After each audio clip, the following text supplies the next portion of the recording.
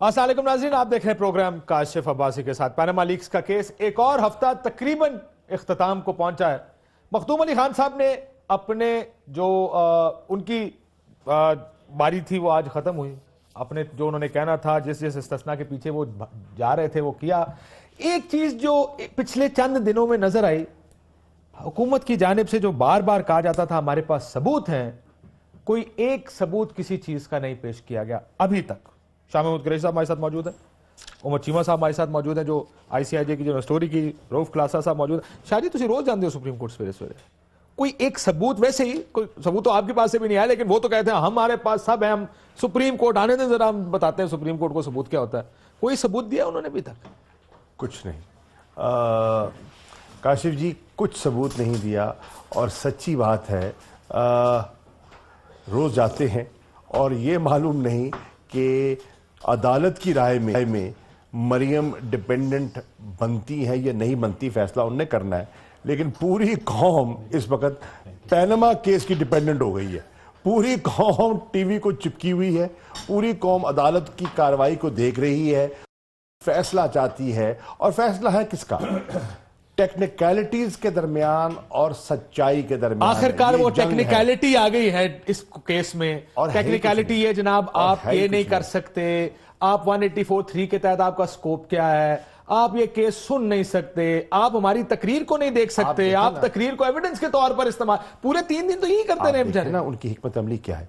हिकमत अमली ये है, वो कहते हैं कि हम प्रिविलेज क्लेम नहीं कर रहे, लेकिन अदालत में कहते हैं आर्टिकल 66 को पेश करते हैं और साइटेशन करते हैं केस लॉ की, बेपनाह केस लॉ की साइटेशन करते हैं और कहते हैं कि हम मेंटेनेबिलिटी को ज़ेरे बहस नहीं ला रहे। लेकिन फिर जितनी आर्गुमेंट करते हैं वो 184(3) को रिस्ट्रिक्ट करने की कोशिश करते हैं। कहते हैं मटीरियल में और एविडेंस में फ़र्क बड़ा बताते हैं। देखिए, इनके पास कोई सबूत नहीं है। इनका केस वो जान चुके हैं, मखदूम अली खान भी जान चुके हैं कि सिर्फ अंग्रेज़ी से वो लोगों को कायल नहीं कर सकेंगे। अंग्रेज़ी बोलते हैं, उन्होंने इतनी अंग्रेज़ी बोली है कि कोर्ट को सुला दिया और सुनने वालों को रुला दिया। रऊफ साहब, आप भी इस केस को फॉलो कर रहे हैं। मैं बहुत सारे एलिमेंट्स हैं। इन्होंने कहा था कि हमारे पास तमाम सबूत मौजूद हैं, ये बाहर आके ये बातें भी कहते हैं हमने इस्तिस्ना नहीं ली, अंदर क्या कहते हैं वो एक अलग बात है। लेकिन आपको सरप्राइज्ड है कि कोई सबूत अभी तक सामने, कॉन्क्रीट एविडेंस, जिस तरह वो कहते थे सर हम देंगे आपको सबूत। सुन ले जरा ये क्या कहते होते थे सबूत में। फर्स्ट फैमिली भी है, उनकी पूरी लीडरशिप और वो तमाम लोग जो प्रेस कॉन्फ्रेंसेस किया करते, क्या कहते थे जरा सुनते। दुबई और जद्दा की फैक्ट्रियों के हवाले से तमाम रिकॉर्ड और दस्तावेज मौजूद हैं।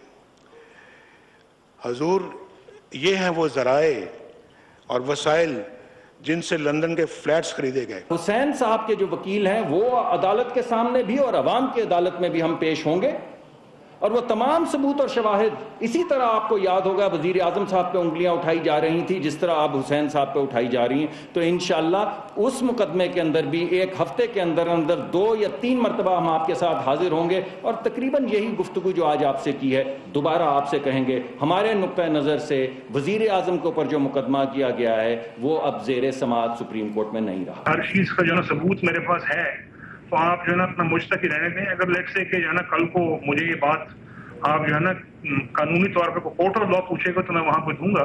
मैं आपको बता रहा हूँ एक चीज़ जो है, और जब वक्त आएगा तो साबित भी कर देंगे। हमने अपने हक में जो सबूत जमा कराए हैं, जो पूरी मनी ट्रेल दी है, वो इनके तमाम इल्ज़ामात के हवाले से मुकम्मल अल्हम्दुलिल्लाह जवाब रखते हैं हम, और मुकम्मल सबूत के साथ हम आए हैं अदालत में। जिस तरह से भी होगा हम अपने आप को अकाउंटेबिलिटी के लिए पेश करेंगे और जो हमारी साइड ऑफ द स्टोरी है, अगर कोई ऐसा फोरम बनता है तो हमें कोई इसमें हिचकिचाहट नहीं है कि हम अपनी सारी जो अपनी साइड ऑफ द स्टोरी है वो लेके जाएं, बल्कि हम तो इंतजार में है कि कोई ऐसा फोरम जल्द से जल्द बने और ताकि हम अपने जो मामलात है वहाँ रख सकें कौम के आगे। जिस हद तक ये हमारे पास तफसीलात मौजूद हैं, हमने वो अपनी वकीला की टीम को दे दी हुई हैं। जुबानी कलामी तो कोर्ट की प्रोसीडिंग्स नहीं ना चलेंगी। जिस हद तक कोर्ट ने हमसे मटेरियल या डॉक्यूमेंट्री एविडेंस तलब किया, इंशाअल्लाह ताला हम उस हद तक कोर्ट को वो डॉक्यूमेंट्री एविडेंस ज़रूर पेश करेंगे। हमारे पास बहुत कुछ है, सब कुछ है अपने आप को दिफा करने के लिए, چاہے وہ ڈاکومنٹس ہیں، چاہے وہ ہمارے آرگومنٹس ہیں، چاہے وہ لائرز کا طریقہ کار ہے، وہ آپ دیکھیں گے انشاءاللہ تعالیٰ وہ بھرپور انداز میں لڑیں گے، اور آپ آئندہ چند دنوں میں اور ہفتوں میں دیکھیں گے کہ ہمارا کیس بالکل واٹر ٹائٹ ہے. ہمیں یہ واٹر ٹائٹ کیس ہے رؤف صاحب، جس میں ایک کاغذ عدالت کے سامنے کوئی ہے، ایک کاغذ بھی پتہ نہیں یہ واٹر ٹائٹ ہے یا واٹر گیٹ ہے. ایک کاغذ نہیں ہے عدالت کے سامنے.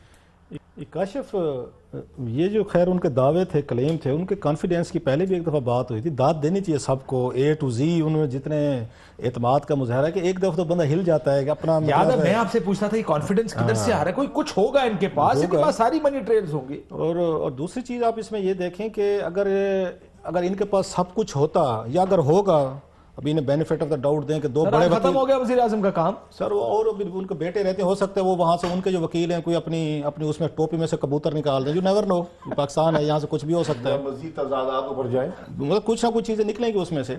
جو امپورٹنٹ چیز میرے لیے ایک وہ آپ کہہ سکتے ڈسٹربنگ ایک یہاں ٹرینڈ نظر آ رہے پچھلے 2-3 دنوں سے سماعت کے بعد، وہ پی ایم ایل نواز کے جو بڑے بڑے بگ گنز ہیں، اب ایک تو ان کی تعداد میں آپ دیکھیں اضافہ ہونا شروع ہو گیا. پہلے 2-3 لوگ جاتے تھے، طارق فضل صاحب چلے جاتے تھے، کوئی ایک ساتھ میں کوئی اور چلا جاتا تھا، چلیں جائیں یا تھوڑی سی ایک کٹسی سے ایک آپ اس پہ میڈیا پہ 2-4 منٹ بات کر لیجیے. آل آف سڈن پچھلے 2-3 دن سے دیکھیں ٹرینڈ بالکل چینج ہو گیا.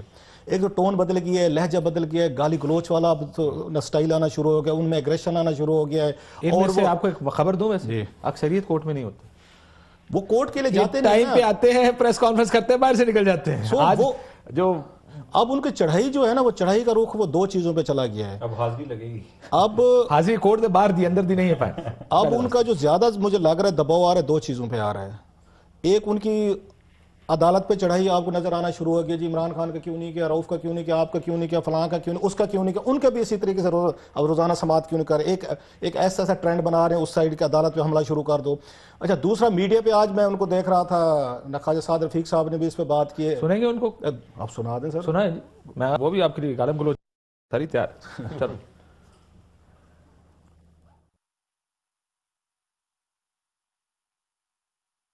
یہ استدعا ہے آنریبل کورٹ کی خدمت میں، اس بات کا نوٹس ضرور لیا جانا چاہیے کہ جو آنریبل ججز کی آبزرویشنز ہیں یا ریمارکس ہیں، ان کی ڈائسیکشن کرنے کی اجازت نہیں دی جانی چاہیے. یہ وکلا کا اور عدالت کا معاملہ ہے، اور وکلا ہر پارٹی کے موجود ہیں، تو یہ جب معاملہ ان کے بیچ ہے تو پھر یہاں تماشا لگانے کی، یا میڈیا کے بعض چینلز پہ بعض اینکرز جو ان کو تماشا لگانے کی چھٹی کیوں ملی ہوئی ہے؟ یہ صرف سعد رفیق صاحب، میرا خیال تھا ہم نے اور بھی رکھے ہوں گے. کاشف جی کورٹ نے تو خود کہہ دیا کہ ہمیں کوئی اعتراض نہیں ہے، آپ ہمارا پریمیسز استعمال نہ کریں، پریمیسز کے باہر آپ بات کریں، فریڈم آف سپیچ ہے، ہمیں کوئی اعتراض نہیں. نہیں ان کو اعتراض ہے. آج ایک صحافی نے کسی نے سوال پوچھا دانیال صاحب سے، دانیال صاحب نے کہا آپ نے لفافہ لے کے سوال پوچھا. اب اس جگہ پہ بات آ گئی. ویسے انہوں نے کوئی چیزیں جو نا پی ٹی آئی سے بھی سیکھ لی ہیں. یہ جس طریقے سے جرنلسٹ پہ یہ اٹیک کرتے ہیں، ہم بھی اس طریقے سے کریں، یہ بیک فٹ پہ آ جاتے ہیں. اچھا یہ ابھی بات کر رہے تھے کہ عدالت سے انہوں نے استدعا کی ہے. اچھا اس میں بھی ایک بے بسی ہے کہ عدالت سے استدعا کی ہے کہ یہ جو ریمارکس ور ہیں سیکشن نہ کیجئے. تو یہ تو اسی طرح لگتا ہے کہ جیسے آپ کو بلکہ ٹی وی پر بھی لگا دینا چاہیے کہ کمزور دل حضرات یہ ریمارکس نہ پڑھیں. اچھا میں کاشف ایک کمزور دل وزیر یہ ہونا چاہیے. جب میں لاسٹ ٹائم آپ کے پروگرام میں آیا تھا بی بی سی کی سٹوری کی بات ہوئی تھی. آج آپ نے ایک اور رپورٹ پڑھی ہے جس میں بی بی سی کے اسی رپورٹر کے خلاف انکوائری شروع ہوئی ہے. نہیں جی نہیں، وہ دوبارہ واپس لے لے گا. اب یہ خبر انہوں نے بی بی سی نے سرکاری خبر اپنی خبر دی ہے، اے پی پی کی خبر ہے یار. ہاں اے پی پی کو انہوں نے کہا تھا ہم سو کریں گے، انہوں نے کہا ایسی کوئی انکوائری نہیں ہو رہی ہے، مان بھی اپنی سٹوری پر کھڑے. اچھا مجھے یہ لیٹسٹ ڈیولپمنٹ کا نہیں آئیڈیا تھا، لیکن میں نے آج یہ بات بی بی سی والوں سے کنفرم کی جو بات آپ کر رہے ہیں. پھر میں اے پی پی والوں کو فون کرتا رہا کہ آپ کا سورس کیا ہے. پہلے میں جب ان کے ایک معتبر آدمی کو فون کیا تھا منسٹری آف انفارمیشن، سر کیا کرتے ہیں آپ کو تو پتا ہونا چاہیے. ان کے ایک معتبر شخصیت ہیں اے پی پی کی، ان کو فون کیا، انہوں نے کہا کہ نماز کا ٹائم ہو گیا، میں آپ کو بعد میں آ کر بتاتا ہوں. تب سے وہ فون نہیں اٹینڈ کر رہے تھے. مجھے نہیں آئیڈیا کہ یہ جو لیٹسٹ ڈیولپمنٹ ہوگی. جناب بالکل یہ اگر ہاں جی بی بی سی والے کہتے ہیں ہم قائم ہیں اپنی اس کی. نہیں قائم بھی ہیں، اور انہوں نے کہا کہ ہم نے اپنی اس خبر کو نشر کرنے سے پہلے، اس فلم کو نشر کرنے سے پہلے ہم نے ان سے رابطے کیے، ہم نے ان کو سوال نامے بھیجے. اگر یہ رسپونڈ نہ کریں تو ہم کیا کریں؟ نمبر 1. نمبر 2 آج بھی وہ قائم ہے. آج بھی قائم ہے، کہتے ہیں بالکل اس پہ قائم ہے. رؤف صاحب وہ دوبارہ وہ کہتے ہیں جو سخت زبان استعمال کی جا رہی ہے، جو لیٹس بی فیئر کچھ حکومتی لوگوں نے بھی کہا کہ کچھ زیادہ سخت زبان خواجہ صاحب نہیں استعمال کرے، چھوٹے خواجہ صاحب جو خواجہ سعد رفیق صاحب، سنیے گا کہ کس قسم کی زبان پہ اترا ہے. انہوں نے کہا اس طرح کے الفاظ استعمال کرنا، وہ خود ہی سیاست میں رواداری کا بھی سبق دیتے تھے. یہ سعد رفیق صاحب سے کہا کرتے تھے کہ ہڈی کا لفظ استعمال آج انہیں کل شیخ رشید صاحب کے لیے کیا. سنیے وہ کیا کہتے ہیں. جس کی جائیداد بھی بے نامی ہو اور کبھی معلوم کرے تو اولاد بھی بے نامی ہو، اس پہ 62-63 کیوں نہیں لگتی؟ آدمی کو شرم آنی چاہیے، کوئی حیا نہیں چاہیے، کوئی کبھی اپنے گریبان میں جھانکنا چاہیے. جس دن ہم نے سوال پوچھا آپ کے بچوں کا یا آپ کے والد کا تو آپ کو شرمندگی کے علاوہ اور کچھ نہیں ہوگا. وہ سوال پوچھتے ہیں جس کا اپنے پاس بھی جواب ہو. اب یہاں شیخ صاحب لگے ہوئے تھے، میں گزرا تھا تو میں نے کہا یہ تو انہیں چونکہ ہڈی نہیں ڈالی گئی، انہیں ہڈی ڈال دیتی پی ایم ایل این تو ہمارے ساتھ تھے. تو یہ بعض لوگ ہیں ست کرے بلے، لاہور کی ٹپیکل سلینگ ہے یہ، ست کرا بلا، ہر گھر پھردا ہے. دوسروں کی بیٹیوں پر الزام اور اپنی بیٹی بے نام، یہ کیسی بات ہے؟ اور جب ساتھیوں کی آف شور کمپنیاں نکلی جو ان کی اے ٹی ایم مشینیں ساتھ آئی ہوئی ہیں، تب ہوش اڑ گئے، ہاتھوں کے طوطے اڑ گئے. ہم آپ یہ ویسے پچھلے پرانے ہیں جو میاں صاحب کہتے رہے. یار ایک کاشف جیسے آپ نے کہا، میں ذاتی طور باقیوں کی میں نے بھی بات کرتا مجھے سعد رفیق صاحب سے تھوڑا سا گلہ اس لیے بھی ہے، جیسے آپ نے کہا سعد رفیق ایک پولیٹیکل ورکر ہے. ان کے والد صاحب خود اس میں شہید ہوئے تھے. ایک ان کی میں آپ ان کے دیکھیں جنرل مشرف دور میں یہ ان چند لوگوں میں سے تھے جنہوں نے یہاں پہ سٹرگل کی ہے، جیلوں میں گئے ہیں، ماریں کھائی ہیں، پولیٹیکل ورکر ہیں. اور جیسے آپ کہہ رہے تھے ان کی بہت ساری اچھی تقریریں ہم نے سنی ہوئی ہیں وہاں پہ قومی اسمبلی میں، جو رواداری کی، پیس کی، کول کی بات کرتے تھے. جب آپ یہ گالی گلوچ پہ اترے اٹ مینس کے آرگومنٹس اب آپ کے پاس نہیں رہ گئے. جو مجھے فیل ہو رہا ہے کہ پی ایم ایل نواز جو ہے بڑی تیزی سے آرگومنٹ لوز کرتی جائے. جب تک آپ کے پاس آرگومنٹ ہوتے آپ اس پہ جا کے بات نہیں کرتے ہوتے. داد دینی پڑے گی ایک آج ویسے آپ پیپلز پارٹی کی قیادت کو دیں، وہ جیسے بھی ہیں ان کے کرپشن کی ان دستان ایک سائڈ پہ رکھ کے 2 منٹ کے لیے کم از کم خاندانی لوگ تھے، ڈیسنٹ لوگ تھے. کہ اب یہ دیکھیں گیلانی صاحب وہاں سے ان پہ کیس چل رہا تھا توہین عدالت کا، ڈیلی یہی ٹاک شو آپ اور میں بھی کر رہے تھے، یہ ہم اس سے ملتی جلتی گفتگو ہم بھی کر رہے تھے. ان پہ سکینڈلز بھی آ رہے تھے، زرداری صاحب پہ بھی کیس چل رہا تھا، گیلانی صاحب ڈسکوالیفائی بھی ہو رہے تھے. اور یہ سارے یہ لوگ جو ہیں یہ تقریریں بھی کر رہے ہیں. نواز شریف صاحب کے بہت سارے ٹوٹے پڑے ہوں گے آپ کے پاس نکال دیں. ہاں لیکن اس طرح کی گفتگو جو ہے اس کا وہ مطلب نہ لیں. مطلب تقریر کے ٹوٹوں کی بات کر رہا ہوں. اس میں اگر آپ دیکھیں کبھی بھی مجھے نہیں یاد پڑتا. اچھا آ کے تنقید کرتے تھے وہ ہم پہ، ہمیں کنفرنٹ کرتے تھے، اپنے اپوننٹس کو بھی کرتے تھے، لیکن پیپلز پارٹی نے اس طرح کی زبان کبھی انہوں نے شریف فیملی کے بارے میں، کبھی ان کے بچوں کے بارے میں یا دیگر کے بارے میں نہیں کی تھی. اور ایک بات کہ عمران خان کو داد ملنی چاہیے. ابھی انہوں نے کہا نا سعد رفیق صاحب نے 62 63، وہ بھی عمران خان نے میرے کو پچھلے ہفتے کہا ہے کہ میرے اوپر بھی 62 63 لگے ہیں.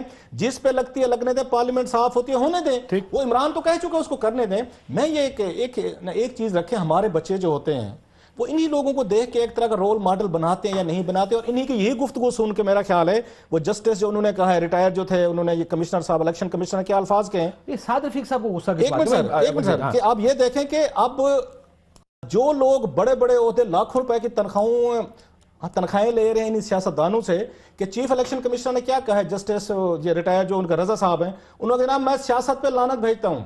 یہ اسی طرح کی گفتگو، اسی طرح کی چیزیں، یہ امیجز ہیں. جب پولیٹیشن جو ہیں اس طرح کا آپ یہاں الفاظ یوز کریں گے، امیجز لائیں گے، تو لوگوں کو سیاست ایک گالی کی طرح لگے. کہ ایون وہ بندہ جو 8.5 10 لاکھ روپے کی تنخواہ پہ انہیں سیاستدانوں کی وجہ سے لگا ہے وہاں پہ، وہ بھی کہے جسٹس صاحب نے، اور کہیں سے داد دینی چاہیے پوری پارلیمنٹ کو. ویسے ایک کی چوں نہیں ہوئی، آپ اور مجھے تو نوٹس آ جاتے ہیں، ایک چوں نہیں ہوئی پوری پارلیمنٹ میں. کسی کو جرات نہیں ہوئی کہ یہاں الیکشن کمشنر کے خلاف ایک پریویلیج تو دے دیں جا کے، جناب انہوں نے کیوں کہا ہے کہ سیاست میں گالی بھیجتا ہوں میں، لعنت بھیجتا ہوں، لعنت بھیجتا ہوں میں. سو یہ تھوڑے سے سیاستدان بڑے شان ہیں، یہ بھی اپنی عزت پہ جہاں کمپرومائز کرنا ہو نا. اب جسٹس رضا صاحب کے خلاف کسی نے بریچ نہیں دیا، کسی نے پٹیشن نہیں کی، کسی نے ان کے خلاف سپریم جوڈیشل کونسل نہیں جائے گا. یہ سیاستدان بھی اپنی آپ کہہ سکتے عزت پہ اپنی پگڑی کو گروی رکھ لیتے ہیں، اور اسی لیے ان کو گالیاں بھی سننی پڑتی ہیں، خود بھی گالیاں آگے نکال رہے ہوتے ہیں، سن بھی رہے. میرا خیال ہے پھر بھی آپ کی پارٹی کو بھی شاہ جی، جب عمران خان صاحب بھی کھڑے ہوں اور باقی سب کو کوئی رواداری، جس طرح شاہ جی کے اوپر کبھی الزام نہیں لگے گا کہ شاہ جی نے کوئی ایسی زبان استعمال کی ہے تو شاید اس دائرے سے باہر ہے. کیونکہ آپ جو بھی کہیں گے بریک کے بعد میں اس کا جواب دیجیے گا شاہ جی، کیونکہ آپ جب تقریر کرتے ہر کوئی سن رہا ہوتا ہے. اگر میں سن رہا ہوں تو میرے ساتھ وہ بچے بھی بیٹھے گھر میں سن رہے ہیں، جو میرے بچے بھی سن رہے ہیں، یا کوئی بزرگ بھی سن رہے ہیں، سب نے سن رہا ہے. یہ ساری چیزیں لوگوں نے سنی ہوں گی. क्या इमेज क्रिएट कर रहे हैं पॉलिटिशियंस अपने लिए? एक ब्रेक लेते हैं नाज़रीन, ब्रेक के बाद ये भी बताइएगा ये जो तोहफे ताइफ आ रहे थे ये क्या था, ये किस तरीके से मरियम नवाज शरीफ साहिबा की वो प्रॉपर्टी खरीदी गई जिसमें मियाँ साहब ने पहले बेनामी प्रॉपर्टी, मैं तो कंफ्यूजन में भूल भी जाता हूँ, कहता हूँ मुझे करेक्ट कीजिएगा, हाँ याद करना पड़ता है, ये दोहरानी पड़ते पढ़े नहीं याद करते सर। मियाँ साहब ने बेनामी प्रॉपर्टी मरियम साहिबा के नाम पे खरीदी, हुसैन नवाज ने मियाँ साहब को तोहफा दिया कुछ करोड़ का, वो तोहफा मियाँ साहब ने कुछ करोड़ का मरियम नवाज शरीफ साहिबा को दिया और उन्होंने वही पैसे मियाँ साहब को वापस करके जायदाद खरीदी, ऐसे ही शायद खरीदी गई है। ये होता क्या, मुझे ज़रा समझाइएगा, ये बड़ी कंफ्यूजन है। एक ब्रेक गर्दिशी कर्जे होते थे, गर्दिशी जायदादें मेरा ख्याल है। एक ब्रेक लेते नाज़रीन, ब्रेक के बाद वापस आते हैं।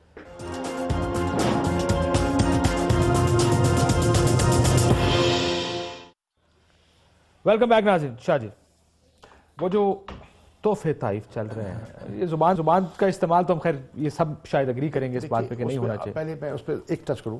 देखिए ज़बान का इस्तेमाल क्यों हो रहा है, मैं क्लासरा साहब से एग्री करता हूं, दलाइल रहे नहीं, कहने को कुछ है नहीं, ये पैनिक कर रहे हैं इस वक्त अपना मुस्लिम लीग नून वाले, जो उनका रिएक्शन है, जो उनकी गुफ्तगू है, पीआईडी में बैठकर जो प्रेस कॉन्फ्रेंसेस कर रहे हैं, ये पैनिक मोड में आ चुके हैं और ये उनकी फ्रस्ट्रेशन का इजहार है। एक नंबर 2, आपने खुद देखा कि अदालत में फाजिल जज साहबान कह रहे हैं कि भाई बड़े होनहार बच्चे हैं, जो हमारी मशरकी रिवायत के मुताबिक तो बाप बच्चों को तोहफे देते हैं, ये एक उल्टी गंगा बह रही है कि बच्चे बाप को तोहफे दे रहे हैं, और तोहफे क्या, कोई टाई नहीं, कोई घड़ी नहीं, 52 करोड़ के तोहफे दे रहे हैं। अब ये क्या है?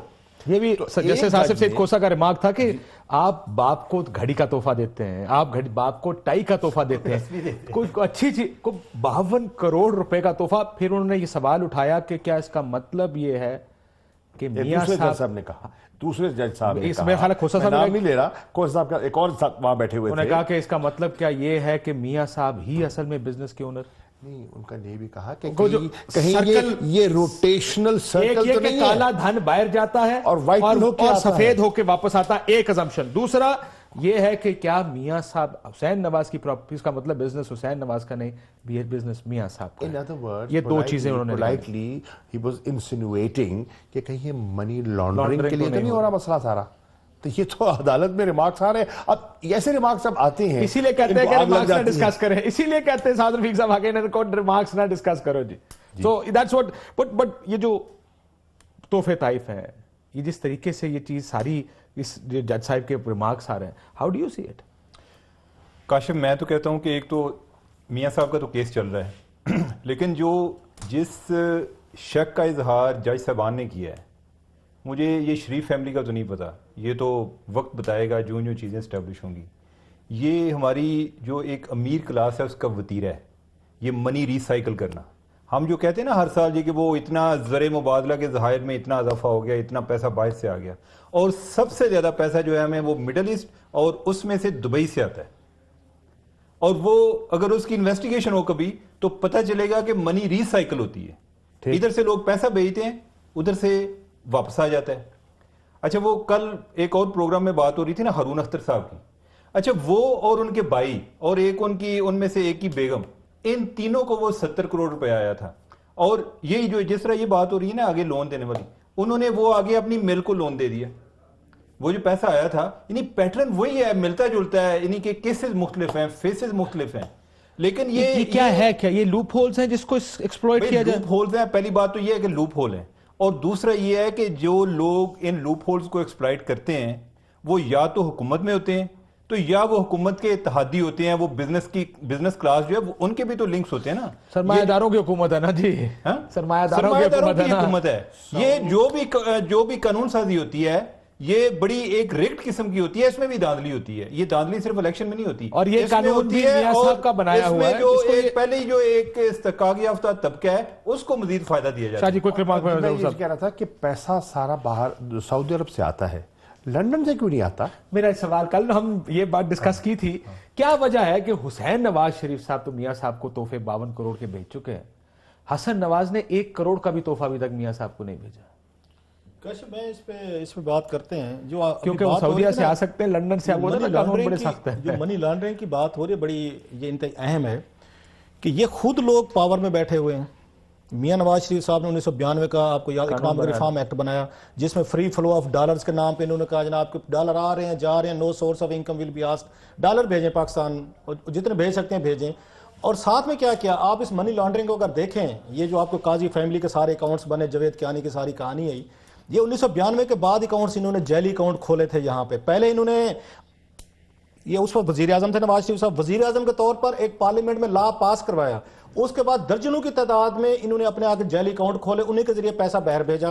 اور پھر پشاور یا حوالہ ہنڈی سے پیسہ کہاں سے آپ یہاں سے کیے کہ حوالہ کے ذریعے 14 کروڑ روپے جو ہیں اس وقت, میں اس وقت کی بات کر رہا ہوں, رحمان ملک صاحب کی رپورٹ کوٹ کر رہے ہیں, وہ تو رحمان ملک صاحب کی رپورٹ, وہ تو پتہ نہیں خود آپ اس کو مانتے ہیں یا نہیں مانتے, وہ تو پیپلز پارٹی کا انہوں نے آ کے اس کرپشن پہ جو انہوں نے اتحاد کر لیا تھا اور انہوں نے کرپشن بچا لی, اور اگر ملک بچے نہ بچے ان کا مسئلہ نہیں رہا. سر انہوں نے یہاں سے پیسے بھیجے اس بینک آف عمان شارجہ میں, وہاں سے دوبارہ پیسے جو ہیں, جو بات آپ کہہ رہے تھے ریمیٹنسز کے نام پہ پاکستان واپس آپ نے بھیجے, انہیں کو آپ نے بلیک منی کو وائٹ کر لیا. اور 78 کروڑ یہ بنتی ہے میرا خیال پاکستان کو 1988 میں ایک سال میں 78 لاکھ ڈالرز انہوں نے ایک سال میں منی لانڈرنگ کی تھی, رحمان ملک کی رپورٹ کہہ رہی ہے. اور اس کا رحمان ملک کی رپورٹ کوئی یہ نہیں ہے کہ میں نے اور اگر عمر نے بیٹھ کے خبر لکھ دی ہے, اس کے ساتھ ایک ایک بینک اکاؤنٹ کا نمبر, ان کے شناختی کارڈ, ٹرانزیکشن, اس پہ چیکس موجود ہیں, بی بینک زیورخ کے چیکس ہیں, دوسرے چیکس ہیں. ان سے پوچھا جائے یہ جو 43 لوگوں کے نام پہ, پورے شریف فیملی کے نام پہ ریمیٹنسز آئی تھیں, یہ سارے وہاں مزدوری کرتے تھے. سر سوال یہ, ایک جج صاحب نے بڑا اچھا سوال اور اٹھایا ہے ویسے روف صاحب, انہوں نے یہ کہا جس پہ بڑی ایک دم there was a silence in the court by the way, جو اسحاق ڈار صاحب کے بارے میں انہوں نے, اور اس رپورٹ کے بارے میں رحمان ملک, انہوں نے کہا کیا وجہ ہوئی, کیونکہ انہوں نے کہا کہ پیسہ پاکستان سے باہر کبھی نہیں گیا. مختوم علی خان صاحب نے کہا, جج صاحب نے آگے سے کہا کہ ویسے اس کے الزامات موجود ہیں. رحمان ملک صاحب کی انہوں نے کہا جو FIA کی رپورٹ ہے اس میں دو حوالہ والوں کا نام موجود ہے, ثبوت موجود ہے جن کے ذریعے پیسے باہر بھیجے گئے. ایک انہوں نے اس کا ذکر کیا, اور دوسرا انہوں نے اسحاق ڈار صاحب کی جو ٹیسٹیمنی 164 کا بیان ہے اس کا ذکر کیا. انہوں نے کہا عجیب بات ہے کہ اس کے اوپر کوئی عمل درآمد نہیں ہوا اس ملک کے اندر. اب نہیں ہوگا, جب ادارے کام نہیں کریں گے تو یہی ہوگا نا جی, ہولز رہ جائیں گے. آپ کے پاس کیچی انفارمیشن ہوگی شاید جی, اس کے اندر ہولز موجود ہیں. دیکھیے ایک چیز تو میں بڑی انٹرسٹنگ جو آبزرو کر رہا ہوں, عدالت میں روز جاتا ہوں, جج صاحبان جو ہے نا جی, بڑے ایک ایک لفظ کو سن رہے ہیں, بڑے غور سے سن رہے ہیں اور رسپونڈ کر رہے ہیں. مثال کے طور پر آج جب مختوم علی خان صاحب نے ڈپینڈنسی کے بارے میں ایک چانسری 1 کا ایک کیس کوٹ کیا, تو انہوں نے 1947 کا پریونشن ایکٹ کا حوالہ دیتے ہوئے, اور انہوں نے جو کیس کوٹ کیا تو جو نے کہا ٹھہریے مکمل کیجئے نا, یہ وہ کیس جو آپ کوٹ کر رہے ہیں نا اپنے حق میں, 20 سال بعد 73 میں یہ اوور ٹرن ہو گیا تھا, اور انہوں نے کہا تھا کہ ہم اپنا ڈیپینڈنسی کو لمٹ نہیں کر رہے, ہم اس کو ڈیفائن, اس کو اوپن اینڈڈ رکھا ہوا ہے, اور کیس ٹو کیس اس کو دیکھا جائے گا کہ اس کی ڈیپینڈنسی کی نوعیت کیا ہے. تو مطلب ہے اتنی باریکی سے وہ چیزوں کو دیکھ رہے ہیں. That is very interesting.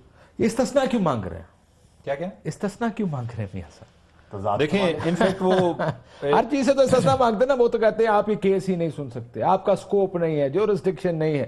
پہلے وہ کی کہ عدالت یہ کیس سن ہی نہیں سکتی, پھر انہوں نے کہا کہ جی آپ ہمارے بیان کو نہیں لا سکتے, آرٹیکل 66 کے تحت پروٹیکٹڈ ہے, آپ یہ نہیں کر سکتے, آپ ہر چیز کے اوپر تو ٹیکنیکل گراؤنڈ سے وہ ایک ہم بات کرتے ہیں نا کہ کوئی بڑا بول نہ بولیں, وہ بول آگے آ جاتا ہے. یعنی وہ بات جس کی جو زرداری صاحب کے خلاف استعمال ہوتی تھی, اب انہیں اپنے حق میں استعمال کرنی پڑ رہی ہے. یہ کدھر سے شروع ہوئے ہیں؟ ثبوتوں سے. اور میں بڑی دیر تک میں یقین کرتا رہا ہوں, میں نے کہا کہ یہ کوئی اتنی کچی گولیاں کھیلنے والے نہیں ہیں, ان کے پاس ثبوت ہوں گے. اور ان کے جو آگے بیچارے اتنے سپوکس مین بھی ہیں, وہ بھی جو ہے نا وہ اتنی کنوکشن کے ساتھ یہ کیس لڑ رہے ہوتے تھے مختلف ٹی وی چینلز پہ کہ کوئی نہ کوئی ہے چیز جو وقت آنے پر عدالت میں پیش کی جائے گی. اب وہ ٹائم گزر چکا ہے. یہ جو پہلے بات ہو رہی تھی نا کہ اب وہ اوفینسو ہوتے جا رہے ہیں. اچھا, اور کلاسرا صاحب کہہ رہے تھے کہ جو پیپلز پارٹی والے ہیں نا وہ ان سے بہتر ہیں. میری ویسے یہ پریڈکشن ہے کہ اب نیکسٹ اسٹریٹجی ان کی پیپلز پارٹی والی ہوگی, جس میں وہ مظلوم بنیں گے. ٹھیک ہے, یعنی وہ کہیں گے کہ ہمارے ساتھ جو ہے بڑا ظلم ہو رہا ہے, اور جو ہے یعنی کہ کوئی جو ہے الیکٹڈ وزیر اعظم جو ہے وہ راست نہیں آتا, اور جو ہے نا کوئی کوئی ایسی کو غیبی طاقتیں ہوتی ہیں کہ جو کسی نہ کسی طرف سے کوئی کارگر ہوتی ہیں. اب نیکسٹ اسٹریٹجی جو ہے نا وہ لوگوں کو رانا ثناء اللہ صاحب والا بیان چلائیں ذرا, نکالے رانا صاحب والا بیان میں ذرا اس کے اوپر بھی تو ذرا بتائیں مجھے. انہوں نے جو زرداری صاحب نے جس آرٹیکل کا سہارا لیا تھا وہ 248 تھی, انہوں نے اس کی طرف بھی جانے کی کوشش کی, لیکن عدالت نے کہا کہ دیکھیے جہاں تک صدر کا تعلق ہے, گورنر کا تعلق ہے, وہ تو مانتے ہیں, لیکن جہاں تک وزیر اعظم کا تعلق ہے 248 کا دائرہ محدود ہے, تو پھر یہ 66 کی طرف آئے, پھر 66 کی طرف آئے. یہ رانا ثناء اللہ صاحب نے کیا کہا ہے ذرا وہ بھی سن. اسٹیبلشمنٹ, یہ طاغوتی طاقتیں جو ہیں, انہوں نے عوام کا فیصلہ قبول نہیں کیا. ان قوتوں نے اس کی پاپولر جو اس کی لیڈرشپ تھی اس کو ختم کرنے کو اس کو پھانسی تک چڑھا دیا. آج میاں نواز شریف کے خلاف یہ کوشش ہو رہی ہے. پہلے ایک دفعہ یہ کوشش ہوئی ہے, اس کوشش کے نتیجے میں انہیں 2 دفعہ عمر قید کیا گیا, وہ بھی تو عدالت کا فیصلہ ہی تھا نا. آج انہوں نے ایک گماشتہ سیاستدان جو ہے اس کو انہوں نے اپنے آگے لگایا ہوا ہے.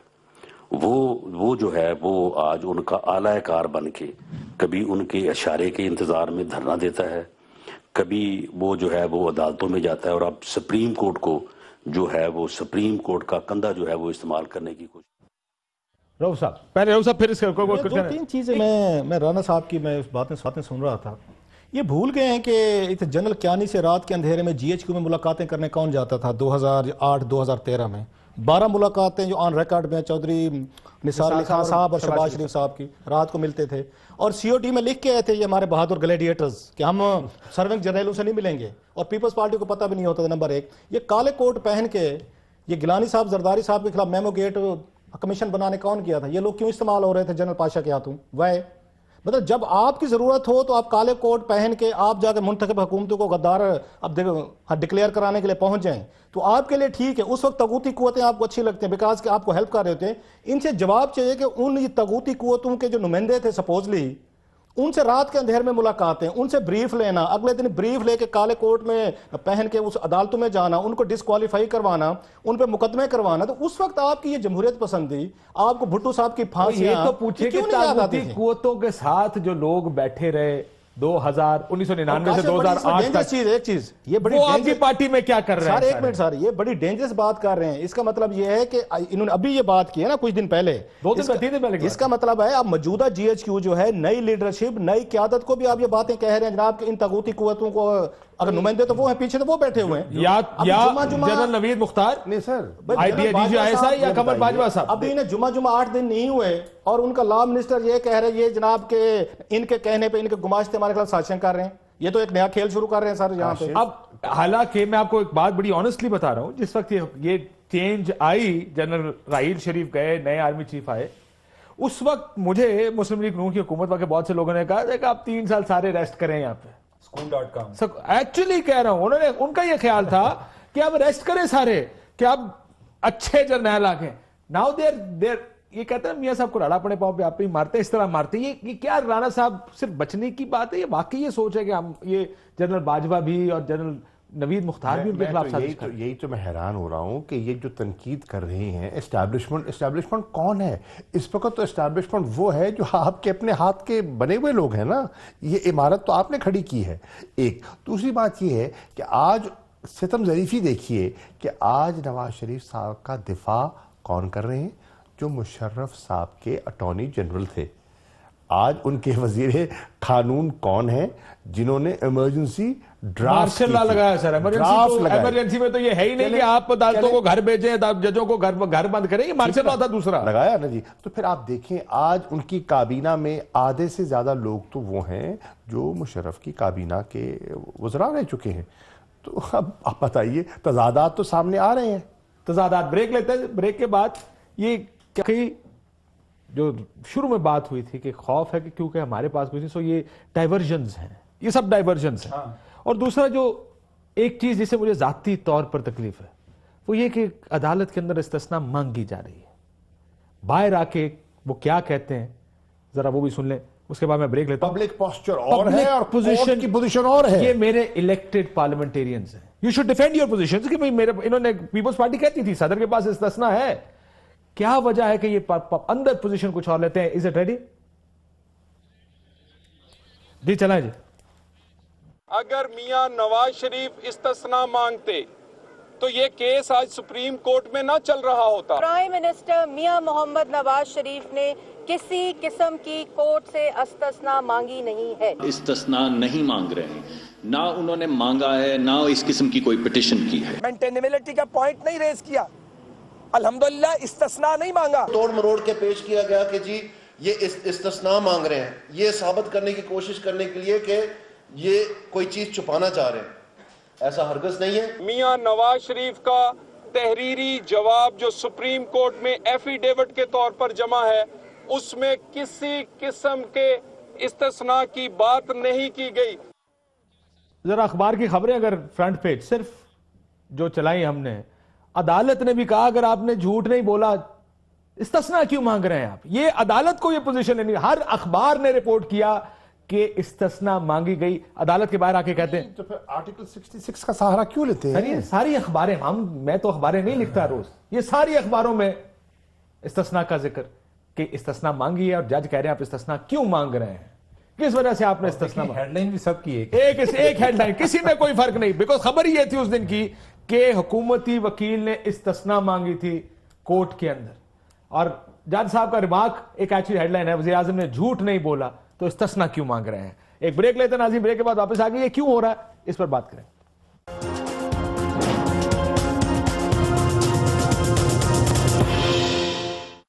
ویلکم بیک ناظرین۔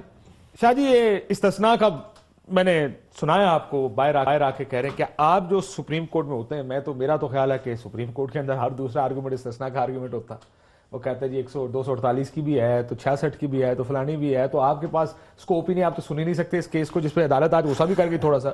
کیا آپ کو لگتا ہے کہ یہ استثناء نہیں مانگتے جیسے کلیم کرتے ہیں؟ بالکل مانگ رہے ہیں۔ دیکھیے استثناء کیوں مانگ رہے ہیں؟ وہ اس لیے مانگ رہے ہیں کہ جو پارلیمنٹ میں انہوں نے گفتگو فرمائی ہے، وہ تو جو بعد میں انہوں نے اپنا دفاع پیش کیا ہے وہ قطری خط کے سہارے، وہ تو اس کی نفی کرتا ہے نا، وہ تو بالکل ایک مختلف ڈائریکشن پہ چلے جاتے ہیں اور وہ پورا بے نقاب ہو جاتے ہیں وہاں۔ اس لیے وہ کہتے ہیں کہ اس تقریر کو تو آپ کنسیڈر ہی نہیں کریں نا، یہ تو پارلیمنٹری پریویلیج ہے، یہ تو سمجھیں کہ ہوئی ہی نہیں۔ لیکن عدالت کیا کہہ رہی ہے؟ عدالت کہہ رہی ہے، کتنی خوبصورت چیز ہے کہ آپ ہر آدمی کو، ہر سیاسی جماعت کو کہتے ہیں مسئلے کا حل پارلیمنٹ کے اندر آؤ، ہر مسئلے کا حل پارلیمنٹ کے اندر ہے۔ جب پارلیمنٹ میں جائیں اور پارلیمنٹ میں جب آپ بولتے ہیں، ہم نے کہا جب ہم کنٹینر پہ تھے تو کہتے ہیں پارلیمنٹ میں جاؤ، جب کنٹینر پہ تھے کہتے ہیں پارلیمنٹ میں جاؤ، جب پارلیمنٹ میں گئے کہتے ہیں عدالت میں جاؤ، جب عدالت میں گئے کہتے ہیں استثناء دو۔ ویسے ایک بات ہے، یعنی وہ اب جو ہے نا وہ الفاظ کے گورکھ دندے میں چلے گئے نا، یعنی وہ کیا بات کرتے ہیں کہ ہم استثناء نہیں مانگ رہے، ہم استحقاق مانگ رہے ہیں۔ ٹھیک ہے کہ استحقاق کیا ہے میرا، کہ میں ممبر آف پارلیمنٹ ہوں، معزز ممبر آف پارلیمنٹ، آنریبل لکھتے ہیں نا، حالانکہ یہ کوئی ضرورت نہیں ہوتی کہ وہ ساری آنریبل ہیں، تو وہ معزز صاحب جو ممبر صاحب ہیں جو کہ پرائم منسٹر بھی ہیں، انہوں نے جو ادھر بات کی ہے، اچھا میرا بھی ایک استحقاق ہے، میں بھی اس میں استحقاق کلیم کرتا ہوں کہ میں ایک شہری ہوں۔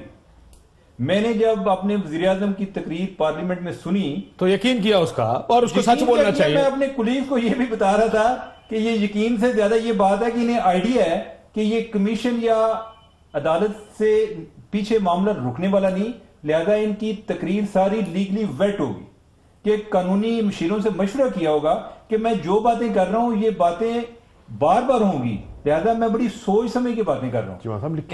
ایک تو ہاں ایکسٹمپور نہیں تھی۔ اچھا یعنی میرا بھی اس میں استحقاق مجروح ہو رہا ہے کہ میں اپنے وزیر اعظم پر اعتماد کرتا ہوں، انہوں نے میرے اعتماد کو ٹھیس پہنچائی، یعنی کہ اس میں یہ اینگل بھی ایک قابل غور ہے۔ اچھا دوسری بات کہ 148(3) میں پھر عدالت کو یہ ریکگنیشن لینا چاہیے کہ خالی ایک پارلیمنٹیرین کا نہیں، 20 کروڑ کا بھی استحقاق ہے نا کوئی نہ کوئی۔ اس ٹائم وزیر اعظم نے بہت سارے ڈاکومنٹس جو ہیں وہ جس طرح اسپیکر کو دیے ہیں وہ ذرا ہے۔ اچھا میں اس کے بعد میں ان ڈاکومنٹس کی تلاشی میں لائبریری میں گیا، ہوتا یہ ہے کہ جو اس طرح کے ڈاکومنٹس ہوتے ہیں اور وہ پبلک ڈسپلے کے لیے تھے کہ جتنے بھی ممبرز ہیں اور ممبرز کے لیے ادھر رکھتے ہیں، وہ ابھی تک لائبریری میں نہیں پہنچے۔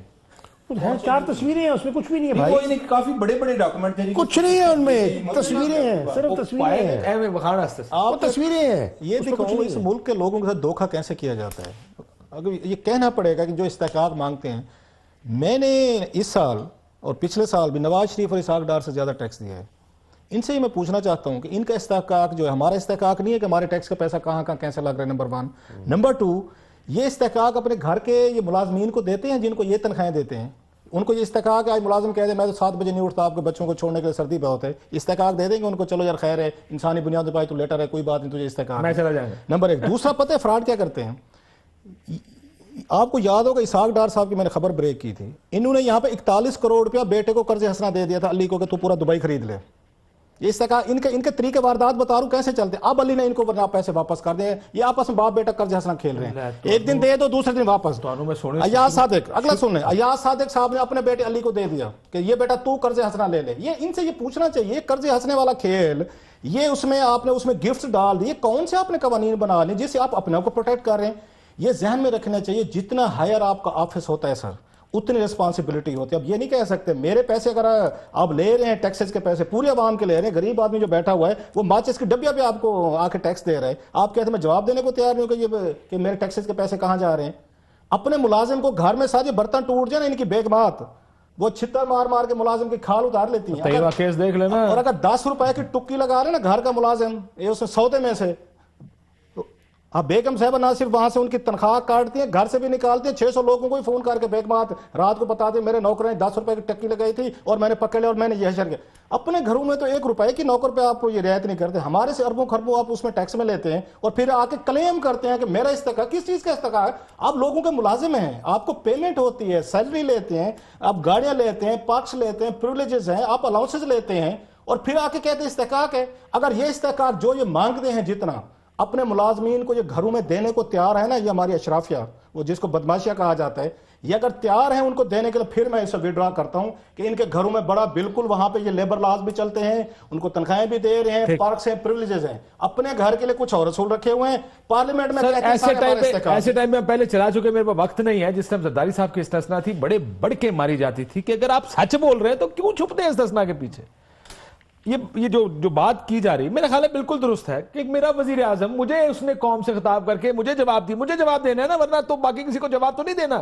وہ تمام لوگ 20 کروڑ جو آپ کا ووٹر ہے آپ نے اس کو جواب دینا ہے کہ میرے پہ جو الزام لگے اس کا جواب کیا ہے، اور آپ اس پہ غلط بیانی کرتے ہیں اور آپ عدالت کے اندر جا کے اس بیان پہ کھڑا نہیں ہو سکتے. کاشف جی اس کو بھی تو عدالت کی بحث نے کوالیفائی کیا ہے نا کہ استثناء اگر آپ مانگتے ہیں، پریویلیج مانگتے ہیں، وہ ہے کانڈکٹ آف گورنمنٹ بزنس. یہ کانڈکٹ آف گورنمنٹ بزنس نہیں ہے، یہ تو آپ نے ایک پرسنل ایکسپلینیشن دے رہے ہیں، اپوزیشن کی ڈیمانڈ پر ایکسپلینیشن دے رہے ہیں اور کرپشن کے بارے میں ہے. کرپشن پہ استثناء کیسے ہوتا ہے سر؟ لیکن مسئلہ میرا مورل آرگیومنٹ ہے، میرا ٹیکنیکل آرگیومنٹ نہیں ہے. یہ نہیں کہہ رہا کہ ان کے پاس ہے یا نہیں، عدالت اس کو ہولڈ کرے گی یا نہیں کرے گی. کیسے وزیر اعظم پاکستان کہہ سکتا ہے؟ میں نے اسمبلی کے فلور پر ایک بیان دیا جس کو پورے پاکستان میں ٹیلی وائز کیا گیا لائیو، اور میں کہتا ہوں کہ میرا وہ بیان میری استحقاق ہے، میں نہیں آنا چاہتا اس کے سامنے. یار اس سے بڑی کوئی بات ہو سکتی ہے؟ ہم بڑی اپنے آپ کو مسلمان بھی کہتے ہیں، بڑا فخر کرتے ہیں اپنے پہ کہ امریکہ کا یہ وائس پریزیڈنٹ رو رہا تھا کہ میرے پاس بچے کے علاج کے پیسے نہیں تھے، اور اوباما کہتا ہے میں تجھے دیتا ہوں. وہ اپنا گھر بیچ رہا تھا سر، اور یہاں جو بائیڈن نے اپنا گھر بیچنے کا فیصلہ اور یہاں پہ وزیر اعظم صاحب جو ہیں آپ کے 3 کروڑ روپیہ میری خاطر مودی کی خاندان کو دیکھیں، نریندر مودی کے، کہ اس کا خاندان ہے کیا، نوکری پیشہ، آج بھی چھوٹی چھوٹی نوکریاں کرتے ہیں. خیر جذباتی ہو کے اجازت دیجیے ناظرین، اللہ حافظ.